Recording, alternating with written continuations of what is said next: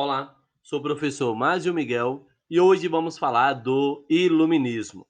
Pessoal, primeiro precisamos definir o que seria iluminismo. Nós temos ideias burguesas baseado na razão para destruir o antigo regime. E aqui nós temos duas ideias importantes: o uso da razão para explicar as coisas e temos também a ideia de destruir o antigo regime. A perspectiva do antigo regime, quando nós falamos de sua política, por exemplo, é falar do absolutismo, isto é, todo o poder concentrado na figura do rei. A proposta dos iluministas vai ser pensar uma sociedade burguesa e pensar em opções para substituir o iluminismo. Neste caso, uma das propostas para substituir o absolutismo vai ser a ideia de liberalismo político de John Locke. Esse cara, ele é considerado um dos criadores do pensamento iluminista e foi na Holanda que ele escreveu textos defendendo alguns dos elementos essenciais de um regime democrático, tal como entendemos ainda hoje. Entre suas principais ideias estão essas: o poder político advém do povo, e nós temos duas categorias: o poder legislativo e executivo, que devem ser separados. No legislativo, você tem a ideia de o povo ser eleito e renovado, e que as decisões por maioria devem ser obedecidas por todos. Nós temos ainda uma ideia interessante de John Locke, que ele acreditava na liberdade e na tolerância religiosa e acreditava nos direitos naturais do homem, como o direito à vida, à propriedade e à liberdade. Por suas ideias, teve grande influência na derrubada do absolutismo inglês. Uma de suas frases mais famosas é: o homem vive livre e em paz no seu estado de natureza. Então, essa daí vai ser uma das propostas para substituir a base absolutista. Uma segunda opção que nós temos vai ser com base na tripartição do poder de Montesquieu. Esse filósofo não poupou críticas ao governo absolutista e à Igreja Católica. Montesquieu, ele é conhecido por criar e defender a teoria de três poderes. A separação seria o executivo, o legislativo e o judiciário. Essa separação controlaria os abusos de poder do rei para que as decisões fossem divididas, visando ao bem da população. Cada um desses poderes é independente, não intervindo nos demais, e, ao mesmo tempo, tem capacidade de impedir abusos de poder. O judiciário tem a função de julgar com base nos princípios legais, o executivo tem a função de executar as leis e o legislativo, por sua vez, cabe a criação das leis. Esse, então, vai ser um dos modelos colocados. Perceba que o John Locke oferece dois poderes, o Montesquieu oferece três poderes. Outra opção bem interessante nessa época para substituir o absolutismo vai ser a ideia de democracia direta colocada pela figura de Jean-Jacques Rousseau.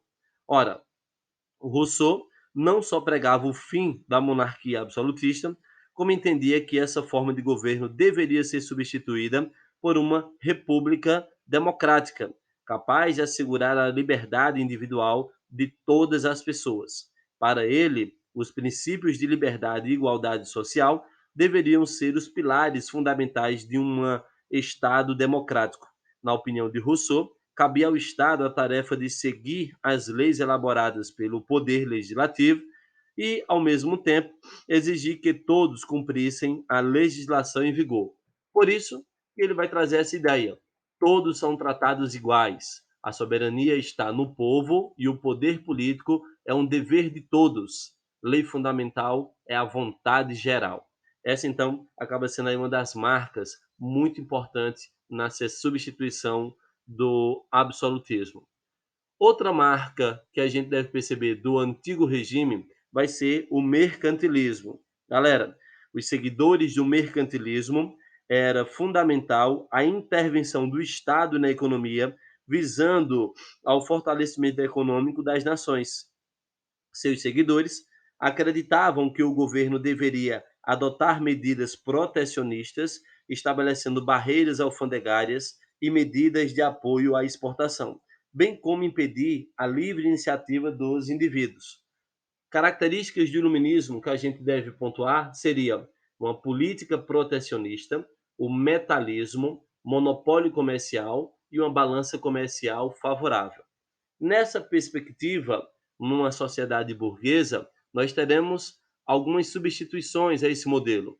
A primeira que podemos pontuar vai ser o caso do liberalismo econômico de Adam Smith. Esse cara, ele vai trazer a ideia de que o Estado não deveria intervir em assuntos comerciais ou econômicos. Adam Smith, ele vai trazer a ideia de defender um desenvolvimento econômico das nações que só poderia ser alcançada se existisse uma completa liberdade de mercado. Ou seja, o Estado deveria permitir a livre concorrência e o livre estabelecimento de preço das mercadorias. Essa defesa da liberdade comercial passou a ser conhecida pelo nome de liberalismo econômico. Adam Smith defendia a ideia de que as relações entre os produtores e os consumidores fossem reguladas naturalmente pelo mercado, por meio da chamada lei da oferta e da procura. De acordo com esse princípio, sempre que há uma grande procura por determinado produto, seu preço tende a subir. Da mesma maneira, se a procura é menor, o preço tende a cair. Para Adam Smith, tentar estabelecer um preço fixo ou impedir o livre trabalho dos indivíduos atrapalharia o desenvolvimento natural e racional do mercado. Como você pode observar nesta imagem, ele vai falar que a ideia de oferta e demanda é o fator que vai regular o mercado.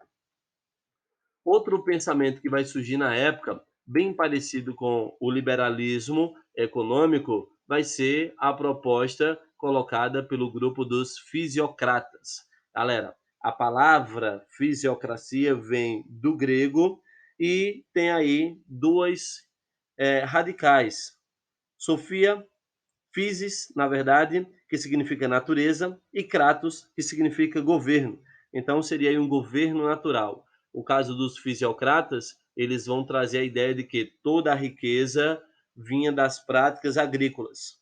Eles diziam que o comércio nada mais era do que troca de riquezas. Então, esses caras, eles vão propor um novo modelo de sociedade.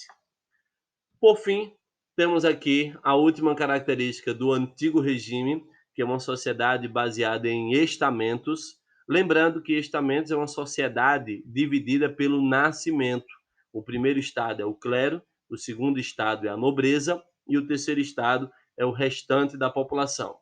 Para uma sociedade burguesa, os caras vão propor a ideia de classe social, que vai ter como divisão da sociedade o dinheiro. Como você pode observar nesta imagem, o dinheiro pode fazer você ter uma qualidade de vida, ocupar espaço social muito distinto da nossa sociedade.